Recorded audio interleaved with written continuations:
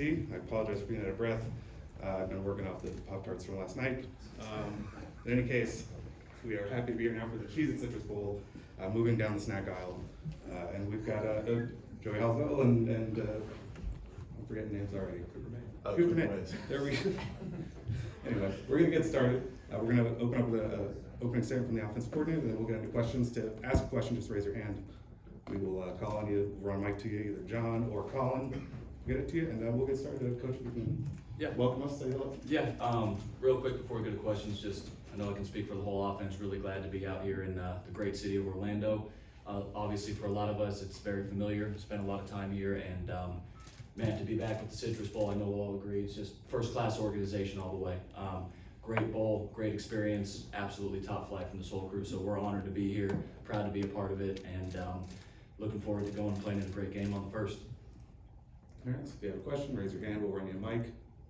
Whoever wants to get started is more than welcome. We'll start here in the front row. On the right, Mike.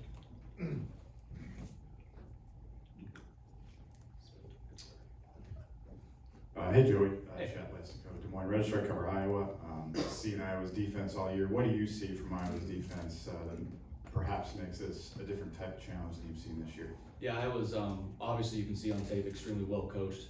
They play extremely physical. They tackle well in space. They scheme well. They're just a very sound, solid, strong defense from top to bottom. You see a lot of physical play up front, especially from their defensive line, their linebackers. They like to play physical, get their hands on people. They shed blocks. There's a reason their defensive numbers are the way they are. It's a really good defense from the front all the way through the back end. Yeah, we'll take another from the same row. Adam Sparks, Knox News. Joey, considering how good this defense is, and Nico hasn't had a start before, where on the spectrum of like cautious to aggressive do you think Nico should be, and what are you telling him to be in that spectrum? Yeah, it's not a tune-up game, you know, for a starter. This is a kid making his first start against one of the best defenses in all of college football. But I don't think you can go into it thinking differently. You got to go take what's there. Whatever they're presenting to us, you got to go take advantage of it. You're still gonna have to push the ball down the field. You're gonna have to take checkdowns when they present. You'll have to run the football well. So like, football's still football at the end of the game. We got to block well. We got to tackle well. We got to catch, throw. We got to do all that type of stuff. So to do all of that, and then you're inserting a freshman quarterback in on top of it, where he's just got to manage the game. He's got to understand situational football, when to take the risk, when to not, all of that, when to scramble, when is a throwaway a good thing, when's an incompletion a positive. All of those type of thoughts for a young quarterback. I think what you see young guys when they're making their first start get in trouble in sometimes. Now he doesn't handle himself like a young guy, so really confident in that. I think he's prepared well. I think he's ready to go. So looking forward to seeing what he's got on first. All right, take one from the back on the camera riser. Cooper, how many practices and snaps have you taken with Nico, and what has the transition been like? Yeah, he's been the guy all throughout bowl prep. He's done really well for himself. Like Coach said, he doesn't really handle himself like a young guy. So, you know, we've had a good few weeks here to gel and combine and give him a chance to get ready for the game. He's done a really good job, and you know, he's done the best he can with it. We'll take one back here, and then we'll go to the right and the left.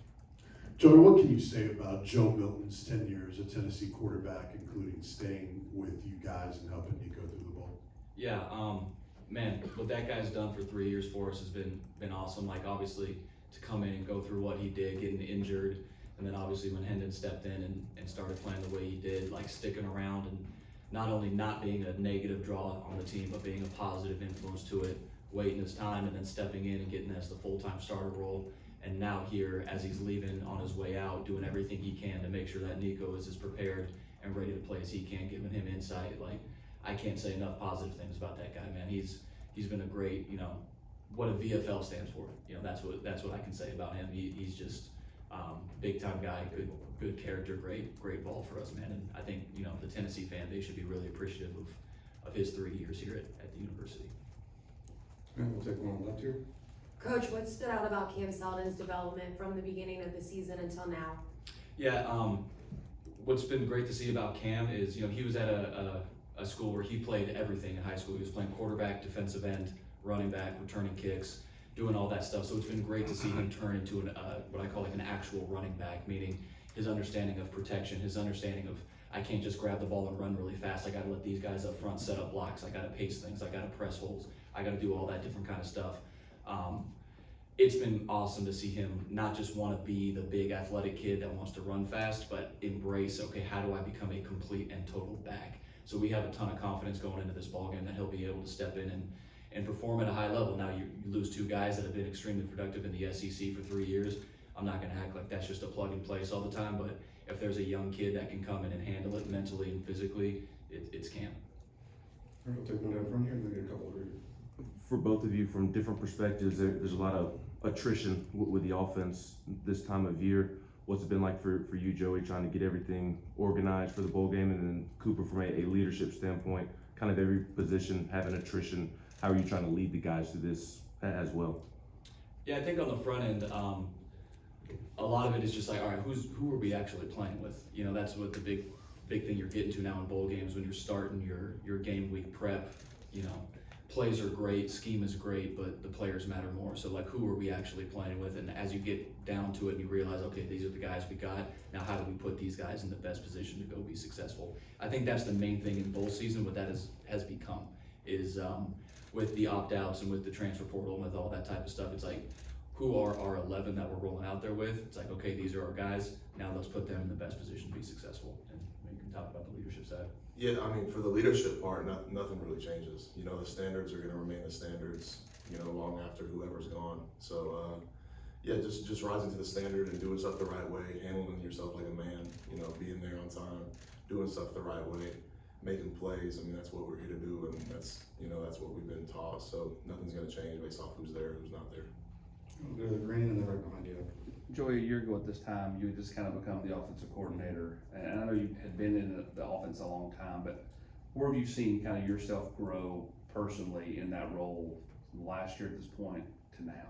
Yeah, I think last year at this point, man, it was just trying to figure out the right way to go about everything. Just trying to figure out, like, how do I work into this? And now, as I feel I'm more comfortable in it, obviously after a full year of doing it, I have my routine. I know how I need to operate in a day-to-day to make sure I'm as prepared as I need to be on game day to give this team the best chance to go be successful. So it's morphing from kind of just trying to figure it out, trying to make sure I just don't screw something up, to like, okay, this is my routine, this is what I need to do to be successful, this is how I need to prepare to feel prepared on game day, and really taking that step as far as the day-to-day of how I just operate with the team, with the staff, and then with the quarterback room still.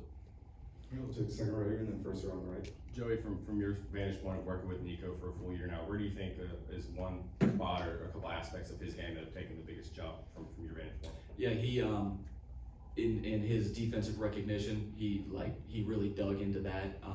A lot of freshman quarterbacks are just like, cool, teach me the plays and I'll figure it out. Like, he really wanted to dive into, like, all right, how do I judge a defense? What am I getting as far as like tips, and how do I know when I'm getting pressure? When am I hot? When am I not?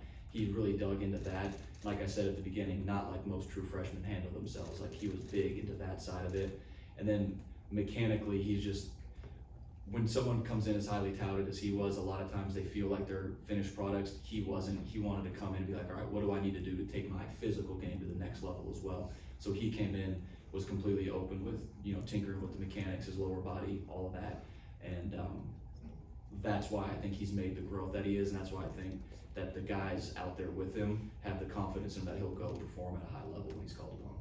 We got time for a couple more. We're gonna go one right here, one right there, and then one on the right side end. Joey, every quarterback obviously has the routes and plays and protections they're most comfortable with. Joe had those. Nico has, I'm sure his list is a little different. Have you had that conversation with him this week of what he's most comfortable in, or did you sort of already know that before you got here? Yeah, I think, yes, we have, like, that last week or the week before the first week of the bowl prep, treated it like a true game week, like we're ready to play when we break for Christmas. So we had the whole conversation of, like, what are you most comfortable with in third downs? What are you most comfortable with in the tight zone? What are you most comfortable with as your first normal down calls? So all that's been talked about. You feel like you know, but until a guy has a full week of prep as the guy, I don't even think they really know. You know what I mean? Like, they're kind of following, like, man, I actually am not comfortable with this. I actually am extremely comfortable with that. So as we work through that together, I think that's been, you know, a good working relationship. Obviously, as a freshman, not being on the scout team, but being as a 2 all year, you have a little bit better understanding, but until a guy goes through an entire prep as the guy, they don't even themselves really know. We'll do one on the right, and then in the back, and then we'll have Aaron and Coach Banks. Joey, what has Squirrel White meant to this offense this year, and what's ahead for him? Yeah, Squirrel, he's just an explosive play waiting to happen. That's been one of the biggest things for him is he's got legit 10-4 track speed out there. So you put guys like that in a bunch of grass and you let them go run really fast, cool stuff happens. So he's been the guy that we can rely on to be like, all right, we need to go try to take the top off of this right now. We need to go try to stretch the defense. Squirrel's a guy that can go out there and do it on any given down, any given snap. So he's been a big, crucial part of this offense. Right, on the back. Hey Joey, good morning. Without giving away the game plan, what are the challenges of tailoring things for Nico as opposed to what you would normally do for Joe? I think it still starts with what defensively makes sense. You know what I mean? Like that's where it has to start. It can't be like, well, we got a freshman quarterback, so we're not going to do this. I mean, yeah, you got to be smart about the positions you put him in. You don't want to put him in any negative spots where you're like, yeah, this might be a bad play, but let's see if he can get us out of it. That's not a thought process you go into with, but it still has to all start with what actually makes sense scheme-wise, and then let's start refining it to what he's the most comfortable with. All right, thank you guys, appreciate it. We'll let you go with that. We'll bring in Coach Banks and Aaron here. Thanks, guys.